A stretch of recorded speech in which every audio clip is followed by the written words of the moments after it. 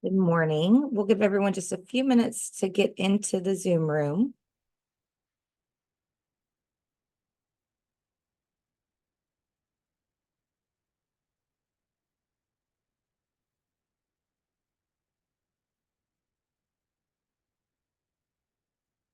And welcome to our 2024 Property Owner Webinar Series. Today's webinar is the first webinar in our series, and it is over your property tax bill. I'm Leana Mann, the Interim Chief Appraiser for the Travis Central Appraisal District. And we also have Bruce Elfant joining us from the Travis County Tax Office.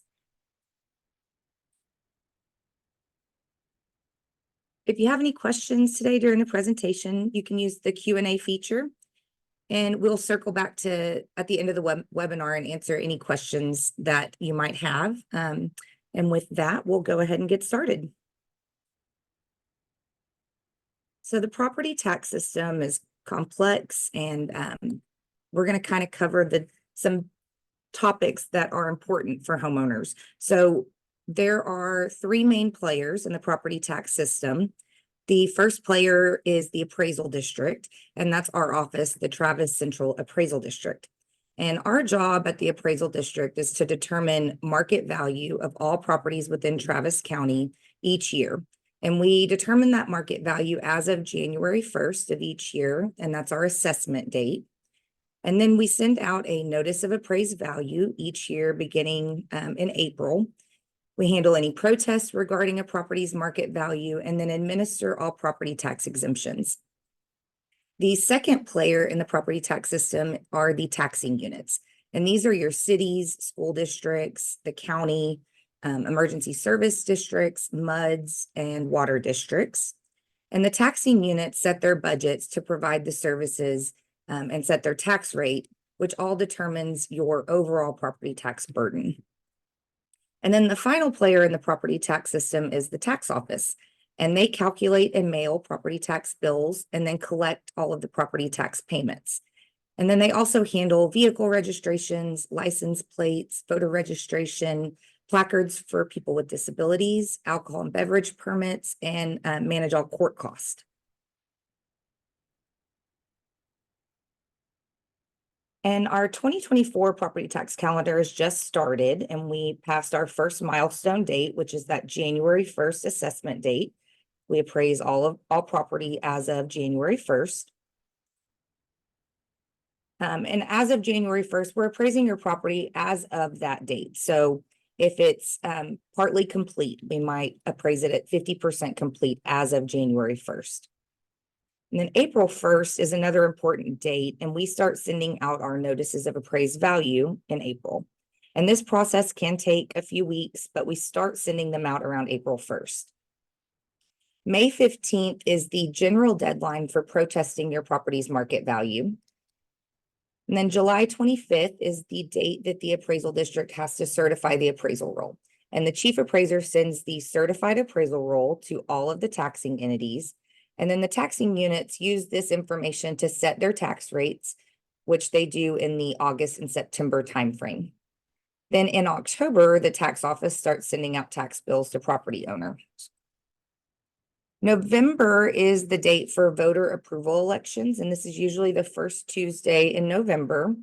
And there are some provisions that require the taxing units to get voter approval for tax rates that they want to set. Those will always be held in November. And then on January 31st of the following year, the property tax payments are due. After January 31st, that tax becomes delinquent, so you want to make sure you pay your property tax payment by January 31st. And in calculating your property taxes, there are three factors that determine the total amount of taxes that you'll be paying for that year. The first is the appraised value, which again is set by the appraisal district. The second is any exemptions to which you or your property might be entitled to. And again, the exemptions are administered by the appraisal district as well. And then the third factor is the tax rate, which is set by the taxing units. And the purpose of the appraisal is just to allocate or determine how much your fair share is amongst all of the other taxpayers in the county. So it's not setting how much taxes you're paying, but the appraisal is just to split up that and determine your tax burden.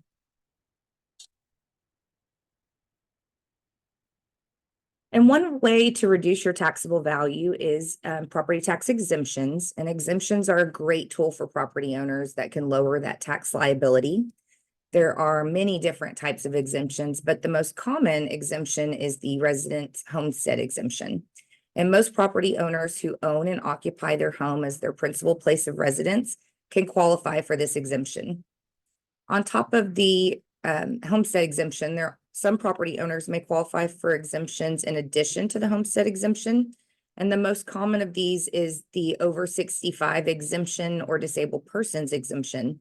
So if you're over the age of 65 or the surviving spouse of someone who's over the age of 65 or a disabled person, there are additional exemptions that you might qualify for.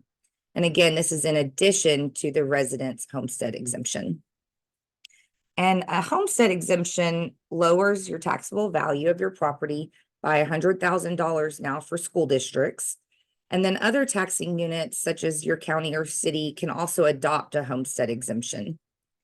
But perhaps probably the biggest benefit of the homestead exemption is the limitation that it provides on your value increase each year. And for properties with a homestead exemption, your value cannot increase more than 10% per year. So that doesn't mean that your property taxes can't increase more than 10%, but the appraised value of your property won't increase more than 10% per year. And each exemption has required documentation that you have to submit with the application. Our online applications walk you through all the steps and any additional documents that you need to provide to us. And more information can be found on our website at traviscad.org/homestead exemptions. During this past legislative session, there was a new limitation of value that was passed for non-homestead real property. So the new circuit breaker limitation applies to non-homesteaded property that's valued under $5 million. And the circuit breaker provides a limitation of the value so that it won't increase more than 20% per year. And this limitation was initially passed for just a trial period. It's 3 years, so tax years 24, 25, and 2026. The limitation does not apply to the 2023 tax bill that you are paying now, that's due January 31st, 2024. So this will apply for the 2024 tax bill, which will be due in January of 2025. And you can find additional information about the circuit breaker on our website at traviscad.org/circuit breaker. A common misconception that we hear at our office is that my market value increased, so my property tax bill will increase. And again, the market value just determines the portion, your portion of the property tax burden. The piece of this equation, this is really just used so that everyone pays their fair share, so that somebody that has a mobile home isn't paying the same amount of tax as someone who lives in a mansion. So how much you pay in property taxes is a function of the budgets and the tax rates that are set by the taxing entities. And with that, we'll let Bruce jump in and talk to you about some of the tax office functions. Great, thank you, Leana. Good morning, everybody. I want to start off by thanking Maria Krigler, who's in the background today, for her literally decades of service with the Travis Central Appraisal District and more than a decade as our Chief Appraiser. And I want to welcome Leana Mann, who is going to be our new Chief Appraiser. We're very excited about that and looking forward to working with her. Important dates. Leana covered most of them. As y'all know, January 31st is the deadline to pay property taxes, and that is a hard date. If we receive property tax checks after January 1st, and they're either not notarized by January 1st, or there's no notarized postmark, then we have to charge penalty and interest, and it starts at 7%. So that's very important, and we'll talk a little bit about that later. Next slide, please. Payment methods, there's all kinds of ways to pay your taxes. If you're going to pay by paper check, you can come into our office or you can drop them at our tax office locations. You can obviously mail them, but postage now is 66 cents. And our preferable way for people to pay is online by e-check for just $1. If you pay online, you get an instant receipt, postmarking when you paid, and you'll have it if you need it for tax purposes, you'll have it. If you need it for other purposes, you'll have it. So our preferred payment method is online check. If you're bringing us cash or checks, you can come through our drive-through offices, northwest on 620, southeast in McKinney Falls, and east Austin at MLK in Springfield. You can certainly walk into our offices. There's going to be some wait time for that, or you can schedule an appointment with our office. You can also pay by credit card, and the upside of that is its convenience. The downside of it is that we have to charge a 3% interest on credit cards, and for several $1,000 property tax bill, that may not be the preferable way. If you're going to pay it electronically, the better way to pay it is online by an e-check for just $1. You can also do your credit cards by phone or in person at the tax office locations. Next slide, please. All right, let's talk about postmarks for a second. Postmarks are very important, and if you go drop your property tax check in a mailbox at 5 or 6 o'clock, you may not have noticed that on the box it says last pickup at 4:30, and even people who put them in afterwards are not always getting a timely postmark, and state law requires me to go by the postmark. So if you swear to me that you mailed it 3 days before the deadline, and it has a postmark that's after the deadline, there's nothing that I can do about it. So that's why e-check is a better way to do it. If you're going to pay through mail, do it early. And the other thing I would encourage is we're seeing more property tax checks stolen out of the mail. And so if you're going to pay a paper check by mail, I would at least walk it into one of the substations, post office substations, go up to the counter and get them to postmark it right there. And then at least it's in their hands, and it's less likely that the checks are going to be stolen out of the mail. The penalty and interest, as I talked about, starts at 7%, literally at 12:01 a.m. on February 1st. Starts at 7%, and it goes up 2% each month until it hits 24%. So it's really pricey, and it's really helpful for you to make sure that you pay it without being incurred penalty and interest. We talked about the postmark. Yeah, I would avoid the stand-free mailboxes these days. One, you may not get a timely postmark, and two, it may be stolen out of the mail, and we certainly don't want that. Paying by mail the last week of January. That's what I already talked about that. It's best to actually go into the post office location and give it to them and have them hand stamp it, hand postmark it. All right, next slide, please. All right, so we talked about paying online by e-check. You can schedule future payments through an ACH. If you want to 6 months in advance, you want to set up with your bank that you want your property tax paid on a set date, like January 30th. You can set up an ACH with us where it'll do that. If you're a senior and on quarterly payments, you can do the same thing. You can ACH when you want your quarterly payments to be paid. We encourage people to sign up for e-bill. When we mail out the bills, it takes us about 4 weeks to get them all in the mail because there's literally hundreds of thousands of them, and we can't drop them at one time. And I start getting the calls, where's my property tax bill? Well, it's coming, it's coming. If you sign up for e-bill, you're going to get an email at the very beginning of the process, and so you'll get your bill first. I'm not sure that that'll make you happy, but you would get your bill first. And you can update your mailing address with us. Download your receipt, which I talked about. This is really important because a lot of people said I mailed it on time. Well, there's not a timely postmark. If you pay by e-check, the receipt is going to be time stamped. And if you have issues paying your entire property tax bill, and we understand that this is not a cheap place to live, you can talk to us in advance, and we can set up a payment plan that's going to meet your needs. We encourage you to be as aggressive as you can, not just because we need to collect the property taxes, but the more you pay up front, the less you're going to be penalized with penalty and interest. And so we encourage you to be as aggressive as you can to avoid as much penalty and interest as possible. And generally, our motto here is skip the trip. We encourage you to get your property tax bill online. We encourage you to pay online. It saves a lot of trees and it saves a lot of property tax payer money as well. Let's see. Next slide, please. I think this is payment plans. Yes, you can do a escrow however you want to do it. As we talked about, if you're 65 or older, you can do a couple of things. You can pay in installments with no penalty or interest as long as you're making the payments timely. Or you can choose to defer your taxes completely if you're 65 and not pay any more taxes.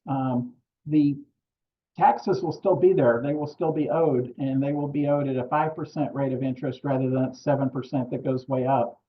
And for some people, this is a great thing. I don't have any kids. I don't really care what happens to my house after I'm gone. But if you do have kids and you do have plans for your house, you want to think this through.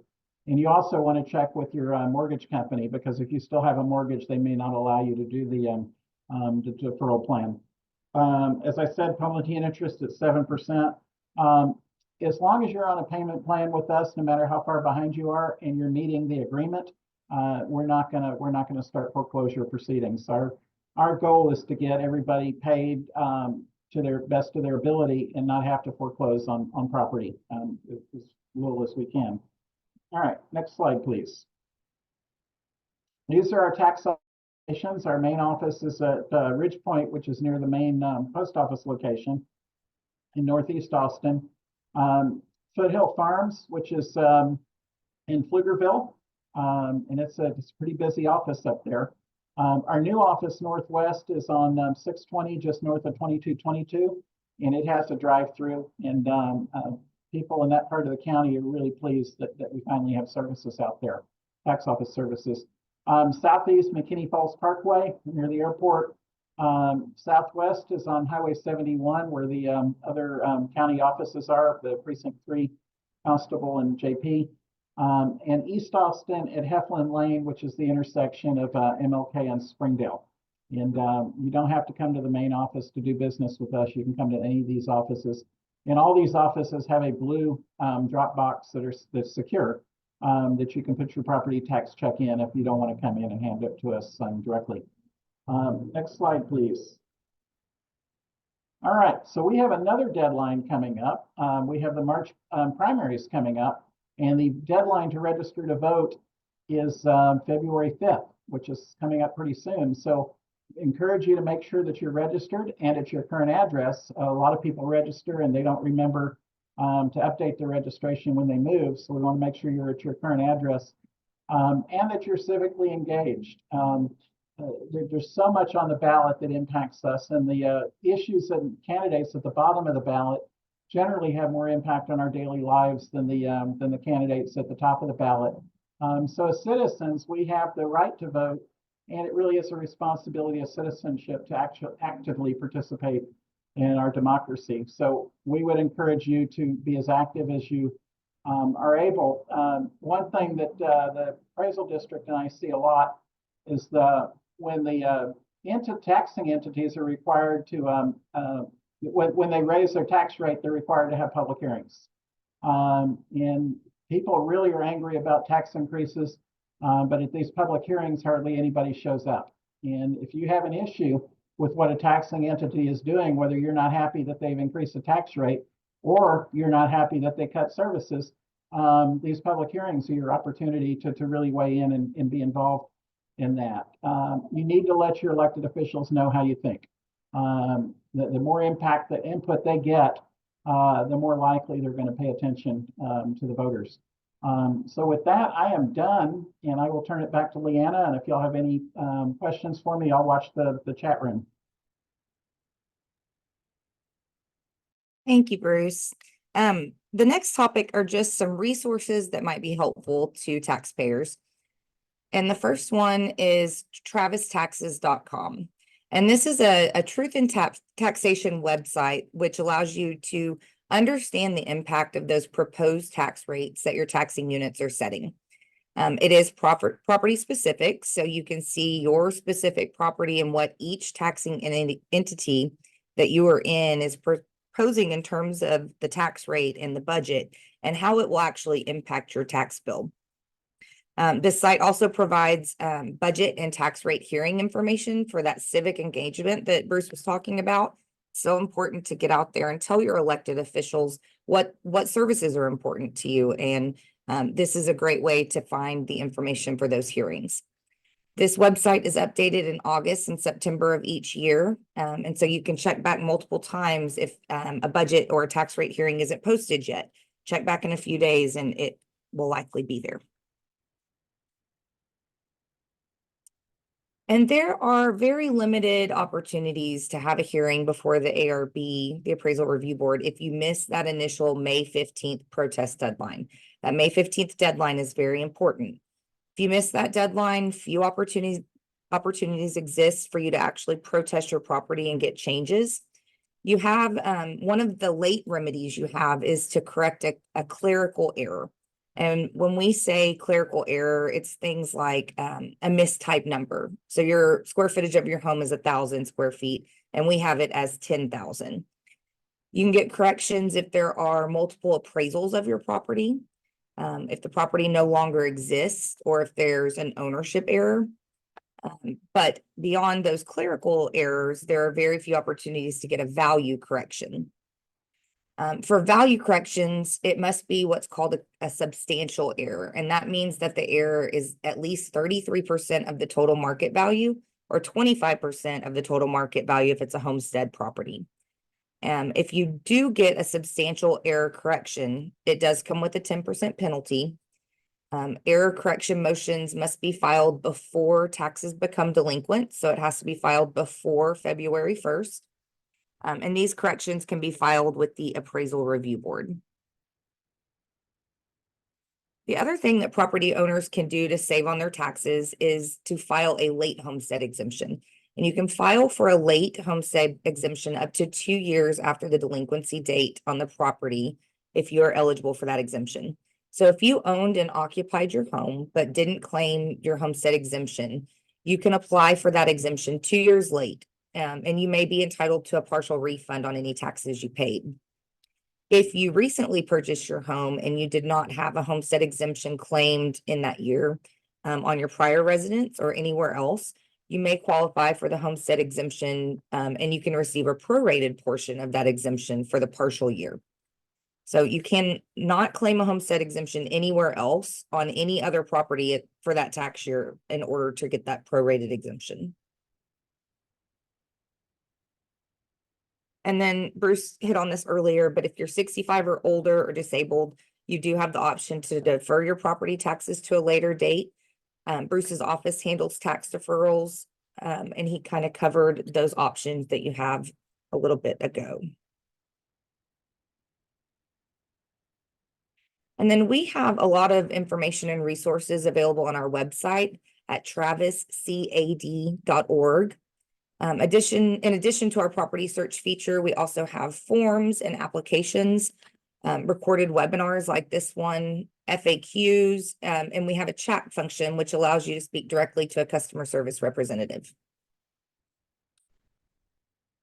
We also have a property owner toolkit available on our website, which is particularly helpful for new homeowners. There's information on the property tax system, the property tax calendar, and additional information on the homestead exemption. And that is available on our website at traviscad.org/toolkit. And then we do have 2 additional webinars coming up in February. The first webinar will be on February 7th at 12 p.m. and will cover personal property for businesses and the required rendition filings. And then on February 15th at 11:30, we will have our webinar on homestead exemptions. Information on those webinars can be found on our website at traviscad.org/webinars. And with that, we can go over some of the questions and answers.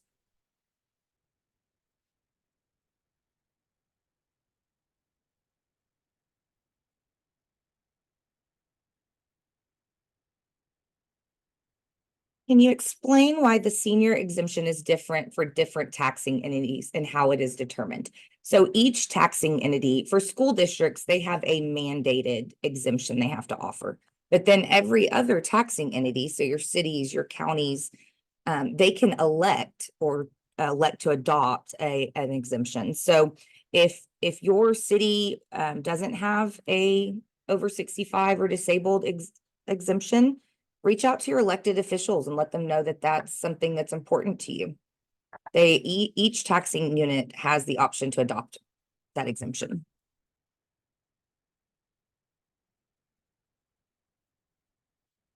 And that is all of our questions for today.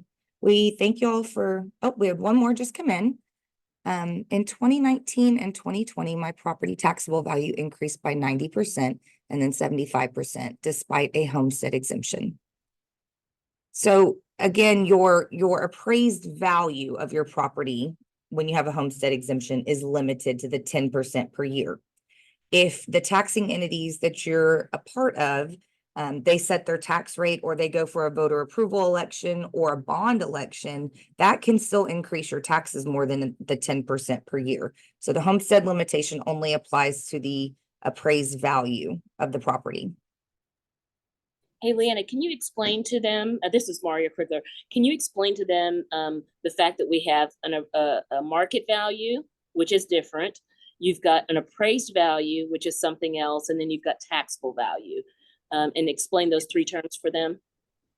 Yeah, so the market value of your property is what your property would sell for on January 1st. So that's the value that the appraisal district is setting on your property.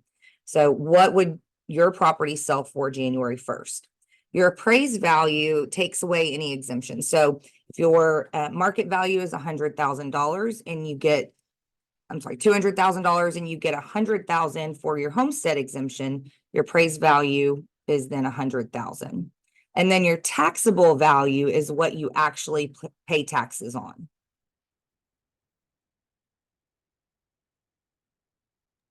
So your limitation, when we talk about that homestead limitation, market value is reflective of what's happening in the market, just what the property would sell for. The appraised value is the one that has the limitation. So you'll look on your notice of appraised value, it will list for you both a market value and a net appraised value. The appraised value is the one with the limitation, but we have a video out on our website all about the homestead limitation. And so we encourage you guys to look at that video to get more explanation about all those terms. The next question is, has the 100,000 homestead exemption gone into effect for this 2023 tax? And yes, it did. The legislature passed that and we put it into the system right away. So it is in the 2023 tax bill. The homestead exemption, does it need to be filed yearly or once filed is active from there on? So the homestead exemption, you only have to apply for once. There are situations where our office will ask you to reapply. And so it's important when you get that letter from us that you do fill out a new application. There is a new law this year that requires us to audit homestead exemptions and re-app different property owners to ensure they're still qualifying for that exemption. So we will be sending out re-app letters throughout. We'll do some each year, but it's important to respond to that letter when you get it. So you only have to apply once, but then if we ask you to reapply, you need to do that. The next question, I think, is for me. Do some cities offer seniors the opportunity to work their taxes off? Does Travis County? And the answer is no. We haven't really had the demand for it, and we certainly don't have the infrastructure set up to do that. If it's something we see demand for, then we would certainly bring it up with the Commissioner's Court and see what we could do. But that's not a program that we've had in Travis County.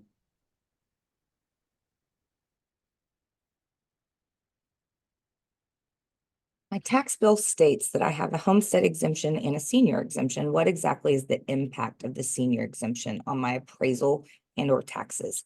So the over 65 exemption has two benefits. you get an exemption amount similar to the homestead exemption. It's in addition to that 100,000. And that's determined by each taxing unit. And then you also get a freeze of your school taxes. So in the year that you turn 65 and that you qualify for that over 65 exemption, you cannot pay more in school taxes than in that year. If your school taxes were to go down, you would pay the lower amount, but you won't ever pay more than that. School district taxes have changed dramatically from 22 to 23. I'm over 65. Do you know if the decrease seen in 2023 will continue in 2024?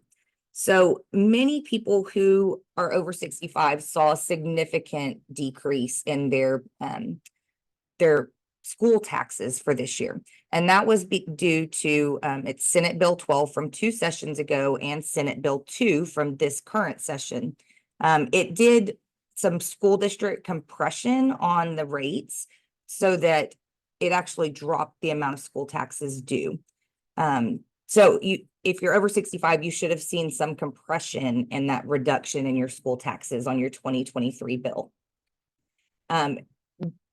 Compression will continue moving forward into future years, but it will not be as substantial as what you saw in 23. A purchaser apply for the homestead exemption on their new property if the previous owner was claiming a homestead exemption on the property already. If there is already a homestead exemption on the property, it is in your best benefit to continue with the prior owner's homestead exemption. If you were to apply, you would get a prorated homestead exemption, which would be a lesser amount. So if there's an exemption on January 1st on the property, it'll stay on the property for that entire tax year.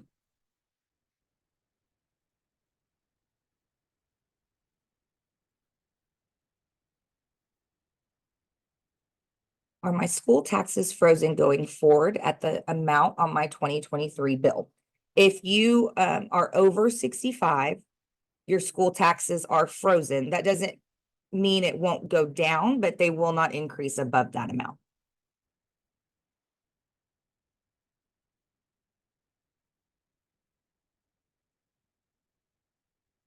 And that's all we have on our questions and answers. Again, we thank y'all for joining us today, and we hope to see you on our next webinar.